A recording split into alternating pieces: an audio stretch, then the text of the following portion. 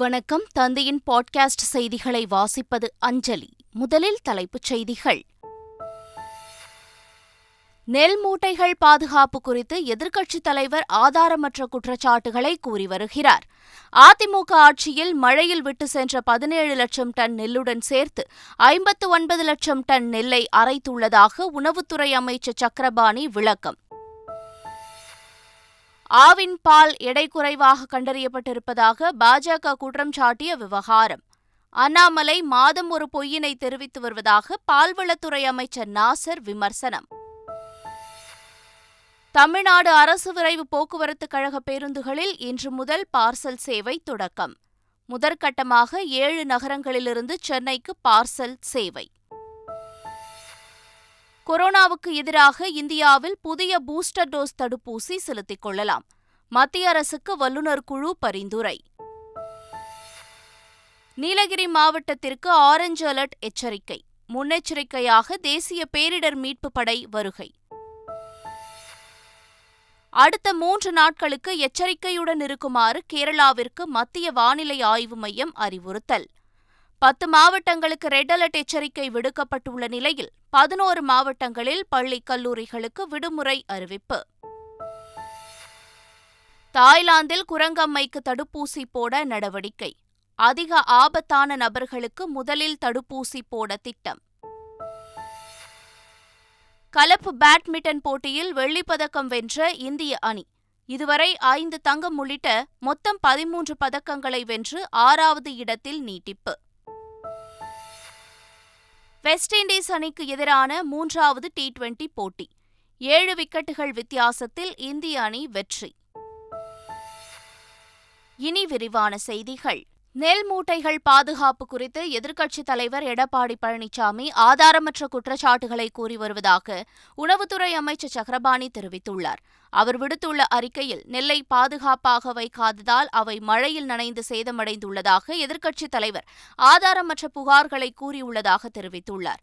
அதிக மழை பெய்வதாக செய்தி வந்தவுடனே நெல் சேதமடையாமல் அரவை ஆலைகளுக்கு அனுப்பி வைத்ததாகவும் அதில் அவர் சுட்டிக்காட்டியுள்ளார். முந்தைய ஆட்சியில் 17 லட்சம் டன் நெல்லை அரைக்காமல் திறந்தவெளியில் விட்டு சென்றதையும் சேர்த்து இதுவரை 59 லட்சம் டன் நெல்லை அரைத்துள்ளதாகவும் அவர் குறிப்பிட்டிருக்கிறார். ஆவின் பால் பாக்கெட்டில் அளவு குறைக்கப்படுவதாக பாஜக மாநில தலைவர் அண்ணாமலை கூறிய நிலையில் அவர் மாதம் ஒரு தவறான பொய்யினை தெரிவித்து வருவதாக தமிழக பால்வளத்துறை அமைச்சர் சாமு நாசர் புகார் தெரிவித்திருக்கிறார். அண்ணன் ஆற்காடு வீராசாமி பற்றி தவறான ஒரு தகவல் கொடுத்து மன்னிப்பு கேட்டவர் தான் அண்ணாமலை. சத்து மாவை நாங்கள் தயாரிக்கவில்லை. தயாரிக்காம ஆவின்லேருந்து இவங்க சுகாதாரத்துறை வாங்கணும் ஒரு மிகப்பெரிய குற்றச்சாட்டு அபாண்டமாக சொன்னார். தயாரிக்கவில்லை. தயாரிக்கும் இந்த வடிவேல் ஒரு படத்தில் சொன்ன கணத்தை காணான்னு சொல்லி அது மாதிரி தயாரிக்காத பொருள் தயாரித்ததை சொல்லி அது நாங்கள் வாங்கலை சுகாதாரத்துறைன்னு ஒரு தவறான கொடுத்து அதுவும் தவறான கொடுத்து எடுத்து சொன்னார். ஆக இவர் எப்படி மாதத்துக்கு ஒரு முறை 2 முறை இது தவறான கருத்தை வெளியிட்டு அது உண்மைக்கு புறமான செய்தி வெளியிட்டு தன்னை முன்னிலைப்படுத்திக் கொள்ள வேண்டும் என்பதற்காகவே இது போன்ற பொய்களை அவிழ்த்து விட்டு கொண்டிருக்கின்றார் அவர். நாங்கள் தயாரிக்கவில்லை அதே மாதிரி தான் இதுவும் பார்த்தீங்கன்னா பொய் சொல்லி முழுக்க மக்களிடத்தில் இதை கொண்டு சொல்ல வேண்டும் நினைக்கிறேன். மக்களுக்கு தெரியும், நுகர்வோர் தெரியும். என்னை பொறுத்த வரைக்கும் அவரே அந்த ஆவின் பால் வாங்குறாரா என்னன்னு தெரியல. அமைச்சர் செந்தில் பாலாஜியிடம் அமலாக்கத்துறை விசாரணை நடத்தும் நிலை வரும் என தமிழக பாஜக தலைவர் அண்ணாமலை கூறியுள்ள நிலையில் அரசியல் கட்சி அமலாக்கத்துறையை எப்படி பயன்படுத்துகிறது என்பது இதிலேயே தெளிவாக தெரிவதாக அமைச்சர் செந்தில் பாலாஜி விமர்சித்துள்ளார். வெயிட் பண்ணுங்க. அமலாக்கத்துறை கொஞ்சம் பிஸியா இருக்கிற மாதிரி தெரியுது. அவங்க கொஞ்சம் ஃப்ரீ ஆகிட்டு வருவாங்க. இந்த பக்கம் வரைக்கும் வெயிட் பண்ணுவோம். ஒரு அரசியல் கட்சி, ஒரு ஒன்றிய அரசினுடைய ஒரு அரசியல் கட்சி ஒரு பொது வெளியில் ஒரு தனிப்பட்ட ஒரு இதை செயல்படக்கூடிய அமலாக்கத்துறையை இன்னென்னலாம் செய்வாங்க அப்படின்னு சொல்லுவதே எந்த அளவிற்கு அந்த அமலாக்கத்துறையை ஒன்றிய அரசு அரசியலுக்காக பயன்படுத்துகிறார்கள் என்பது வெட்ட வெளிச்சமாகுது. தமிழ்நாடு அரசு விரைவு போக்குவரத்து கழக பேருந்துகளில் இன்று முதல் பார்சல் சேவை தொடங்குகிறது. முதற்கட்டமாக 7 நகரங்களிலிருந்து பார்சல் சேவை சென்னைக்கு இயக்கப்படுகிறது. மாதம் மற்றும் தினசரி வாடகை அடிப்படையில் பார்சல் கட்டணம் நிர்ணயம் செய்யப்பட்டுள்ளது.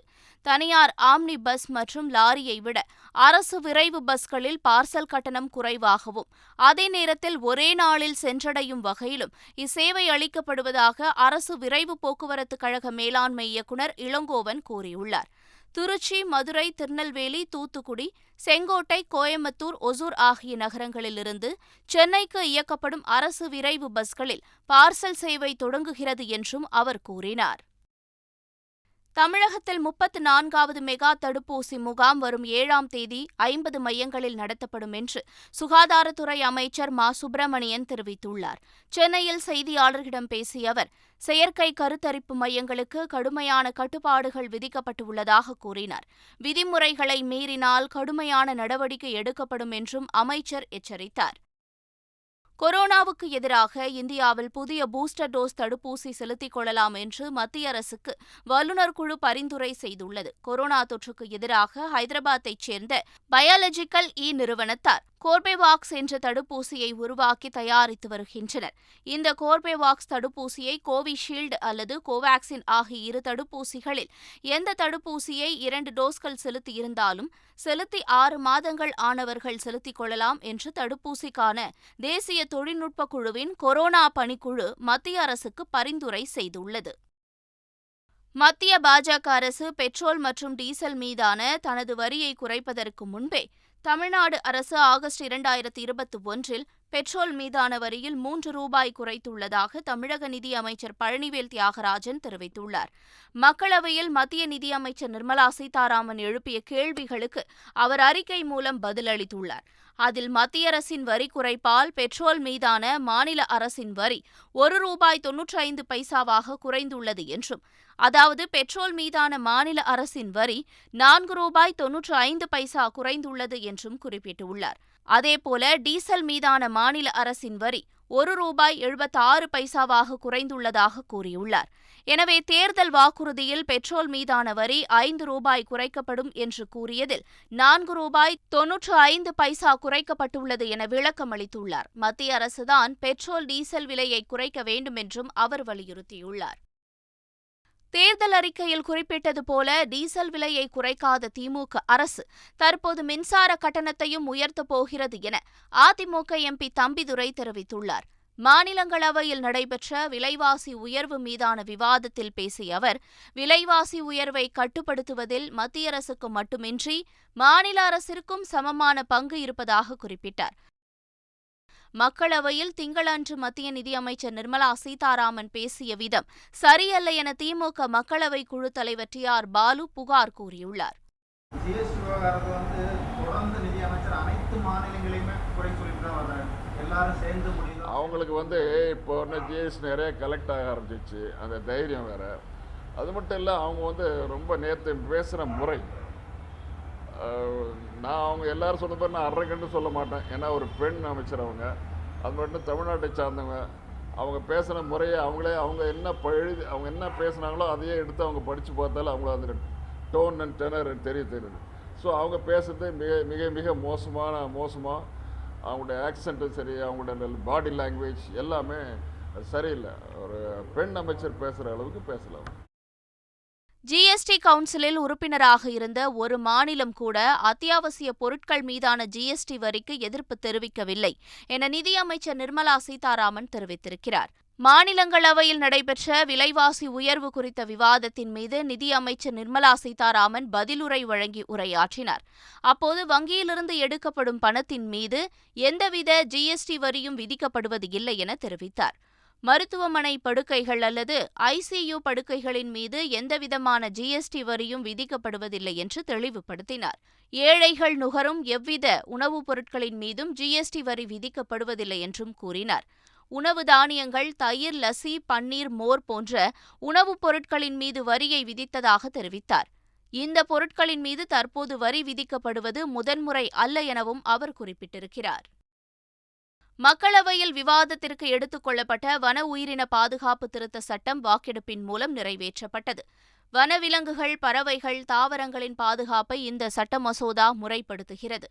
இந்த மசோதாவின் மீது உரையாற்றிய திமுக எம்பி ஆர். ராசா, இந்த மசோதாவை மறு ஆய்வுக்கு உட்படுத்தப்படுவதோடு இதில் உள்ள ஏராளமான குறைபாடுகளை களைய வேண்டும் என வேண்டுகோள் விடுத்தார். ஆந்திராவில் விஷவாயு கசிந்து 50க்கும் மேற்பட்ட பெண் தொழிலாளர்கள் பாதிக்கப்பட்டனர். அனகாப்பள்ளி மாவட்டத்தில் உள்ள அச்சுதாபுரத்தில் காண்டிக்ஸ் என பெயரிலான ஆயத்த ஆடைகளை உற்பத்தி செய்யும் நிறுவனம் செயற்பட்டு வருகிறது. அந்த நிறுவனத்தின் அருகில் மருந்து தயாரிப்பு கம்பெனி ஒன்றும் உள்ளது. மருந்து தயாரிப்பு நிறுவனத்திலிருந்து நேற்று மாலை வெளியான விஷவாயு அந்த பகுதி முழுவதும் பரவியது. இதனால் மருந்து தயாரிப்பு நிறுவனத்தில் பணியாற்றும் ஊழியர்கள் அங்கிருந்து வெளியேறிவிட்டனர். ஆனால் அருகில் உள்ள காண்டிக்ஸ் ஆயத்த ஆடை உற்பத்தி நிறுவனத்தில் பணியாற்றும் பெண்களில் சுமார் 50க்கும் மேற்பட்டோர் விஷவாயுவை சுவாசித்து மயக்கமடைந்தனர். அவர்கள் மருத்துவமனையில் தற்போது சிகிச்சை பெற்று வருகின்றனர். நீலகிரி மாவட்டத்தில் இன்று கனமழை பெய்யும் என வானிலை ஆய்வு மையம் எச்சரிக்கை விடுத்ததை தொடர்ந்து மாவட்டத்தில் பள்ளி கல்லூரிகளுக்கு இன்று ஒருநாள் விடுமுறை அறிவிக்கப்பட்டுள்ளது. பல்வேறு முன்னெச்சரிக்கை நடவடிக்கைகளும் மாவட்ட நிர்வாகத்தின் சார்பில் முடுக்கிவிடப்பட்டுள்ளன. நீலகிரி மாவட்டத்திற்கு ஆரஞ்சு அலர்ட் எச்சரிக்கை விடுக்கப்பட்டதால் முன்னெச்சரிக்கையாக தேசிய பேரிடர் மீட்புப் படையினர் வந்துள்ளனர். அரக்கோணத்திலிருந்து தேசிய பேரிடர் மீட்புப் படையினர் 44 பேர் வந்துள்ளனர். மழை பாதிப்பு ஏற்பட்டால் மீட்புப் பணிகளை விரைந்து மேற்கொள்ள மிதக்கும் படகுகள், மரம் அறுக்கும் எந்திரங்களுடன் தயார் நிலையில் இருக்கின்றனர். இதைத் தொடர்ந்து பாதிப்பு அதிகமாக ஏற்படும் என கண்டறியப்பட்டுள்ள இடங்களுக்கு பேரிடர் மீட்புப் படையினர் அனுப்பி வைக்கப்பட்டனர். தமிழகம் மற்றும் புதுவையில் ஆகஸ்ட் 5ஆம் தேதி வரை லேசானது முதல் மிதமான மழை பெய்யக்கூடும் என்று சென்னை வானிலை ஆய்வு மையத்தின் தென்மண்டல தலைவர் பாலச்சந்திரன் தெரிவித்துள்ளார். ஆகஸ்ட் 5ஆம் தேதி வரை தமிழகம், புதுவை மற்றும் காரைக்கால் பகுதிகளில் அநேக இடங்களில் லேசானது முதல் மிதமான மழை பெய்யக்கூடும். ஓரிரு இடங்களில் கனமழை பெய்யக்கூடும். அடுத்த 3 நாட்களுக்கு எச்சரிக்கையுடன் இருக்குமாறு கேரளாவிற்கு மத்திய வானிலை ஆய்வு மையம் அறிவுறுத்தியுள்ளது. கேரள மாநிலத்தில் தொடர்ந்து கனமழை கொட்டி தீர்த்து வருகிறது. ஆறுகளிலும் வெள்ளப்பெருக்கு ஏற்பட்டுள்ளது. கடந்த 3 நாட்களில் அம்மாநிலத்தில் கனமழை காரணமாக 12 பேர் உயிரிழந்துள்ளனர். இந்நிலையில் அடுத்த 3 நாட்களுக்கு சில இடங்களில் மிக கனமழை பெய்யக்கூடும் எனவும் எச்சரிக்கையுடன் இருக்குமாறும் கேரளாவை இந்திய வானிலை ஆய்வு மையம் அறிவுறுத்தியுள்ளது. கேரளாவில் கனமழை காரணமாக 10 மாவட்டங்களுக்கு ரெட் அலர்ட் எச்சரிக்கை விடுக்கப்பட்டுள்ளது. ஆலப்புழா, கோழிக்கோடு, திருச்சூர், எர்ணாகுளம், கோட்டயம், மலப்புரம் உள்ளிட்ட 11 மாவட்டங்களில் உள்ள பள்ளி கல்லூரிகளுக்கு விடுமுறை அறிவிக்கப்பட்டுள்ளது. இன்று நடைபெறவிருந்த அனைத்து தேர்வுகளும் மாற்றப்பட்டுள்ளதாகவும் அது குறித்து பின்னர் அறிவிக்கப்படும் என்றும் மகாத்மா காந்தி பல்கலைக்கழகம் தெரிவித்துள்ளது. அடுத்த 4 நாட்களுக்கு கேரளா, லட்சத்தீவு பகுதிகளுக்கும் கர்நாடக கடற்கரை பகுதிகளுக்கும் மீன்பிடிக்க செல்ல வேண்டாம் என இந்திய வானிலை ஆய்வு மையம் கேட்டுக் கொண்டுள்ளது. இதனிடையே கனமழை பெய்ய வாய்ப்புள்ளதாக வானிலை ஆய்வு மையம் அறிவித்துள்ளதால் பொதுமக்கள் எச்சரிக்கையுடன் இருக்க வேண்டும் என முதல்வர் பினராயி விஜயன் வேண்டுகோள் விடுத்துள்ளார். அதிக ஆபத்தான நபர்களுக்கு தாய்லாந்தில் குரங்கம்மை தடுப்பூசி போட நடவடிக்கை எடுக்கப்பட்டுள்ளது. அங்கு இதுவரை 2 பேருக்கு இந்த தொற்று உறுதியாகியுள்ளது. பாதிக்கப்பட்ட நபர்களுடன் நெருங்கிய தொடர்பில் இருந்தவர்கள் தீவிரமாக கண்காணிக்கப்பட்டு வருகின்றனர். இந்த நிலையில் தாய்லாந்தில் அதிக பாதிப்பு ஆபத்தில் உள்ள நபர்களுக்கு குரங்கம்மை தடுப்பூசி போட முடிவு செய்யப்பட்டுள்ளது. இதற்காக அங்கு 1000 டோஸ் குரங்கம்மை தடுப்பூசிகள் இந்த மாதத்தின் பிற்பகுதியில் வந்து சேரும் என தாய்லாந்து நாட்டின் சுகாதார அமைச்சகம் தெரிவித்துள்ளது. மாமல்லபுரத்தில் நடைபெற்று வரும் செஸ் ஒலிம்பியாட் போட்டியின் 5வது சுற்று ஆட்டத்தில் ஓபன் பி பிரிவில் ஸ்பெயின் அணிக்கு எதிராக விளையாடிய இந்திய அணியில் பிரக்ஞானந்தா உள்ளிட்ட 3 தமிழக வீரர்கள் பங்கேற்றனர். அப்போது பிரக்ஞானந்தாவின் ஆட்டத்தை உலக சாம்பியனான மேக்னஸ் கார்ல்சன் சில நொடிகள் உற்று கவனித்தார். சர்வதேச போட்டிகளில் தன்னை 2 முறை தோற்கடித்த பிரக்ஞானந்தாவின் ஆட்டத்தை மேக்னஸ் கார்ல்சன் உற்று கவனித்த நிகழ்வு அனைவரது கவனத்தையும் ஈர்த்தது. கலப்பு பேட்மிண்டன் இறுதி ஆட்டத்தில் 1-3 என்ற கணக்கில் இந்திய அணி தோல்வியுற்று வெள்ளிப்பதக்கம் வென்றது. 72 நாடுகள் பங்கேற்றுள்ள 22வது காமன்வெல்த் விளையாட்டுப் போட்டிகள் இங்கிலாந்தின் பர்மிங்ஹாம் நகரில் கோலாகலமாக நடைபெற்று வருகிறது. இந்த காமன்வெல்த் போட்டியில் இந்தியா இதுவரை 5 தங்கம், 4 வெள்ளி, 3 வெண்கலம் என 12 பதக்கங்களை வென்று 6வது இடத்தில் நீடிக்கிறது. இந்நிலையில் கலப்பு பேட்மிண்டன் அரையிறுதி ஆட்டத்தில் இந்திய அணி சிங்கப்பூரை 3-0 என்ற கணக்கில் வீழ்த்தி இறுதிப் போட்டிக்கு முன்னேறியது. இறுதிப் போட்டியில் இந்திய அணி மலேசியாவை எதிர்த்து விளையாடியது. இந்நிலையில் இறுதிப் போட்டியில் இந்திய அணி 1-3 என்ற கணக்கில் தோல்வியடைந்தது.